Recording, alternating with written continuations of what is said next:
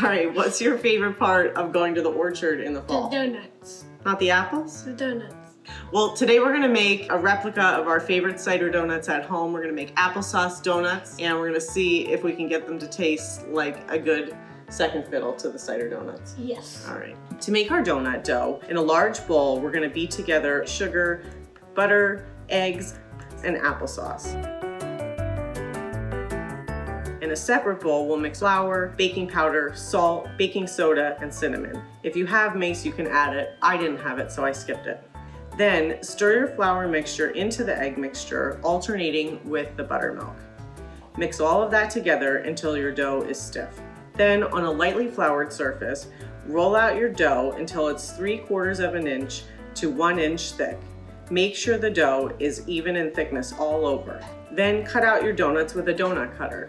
If you don't have a donut cutter, you can improvise using something you have at home, like a glass or a shot glass. I'm using a biscuit cutter today and a shot glass because I don't have a donut cutter. Then heat your oil in a deep fryer or a big pot until it's 375 degrees. Carefully slide your donuts into the hot oil. When they rise to the surface, turn them. Fry them until they're golden brown on both sides. Drain them on paper towels, and then you can decide how you want to top them. You can just dust them with confectioner sugar. You could make a vanilla glaze, or you could roll them in a sugar coating like brown sugar and cinnamon, or today I'm gonna use maple sugar and cinnamon. All right, I'm done frying over a hot stove. I got these donuts. I'm gonna finally try one. I'm gonna try this one. Those are the donut holes. Yeah. All right, let's see.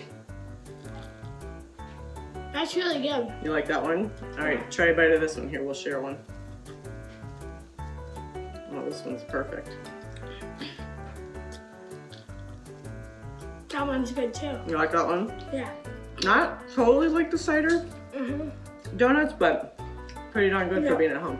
2 thumbs up.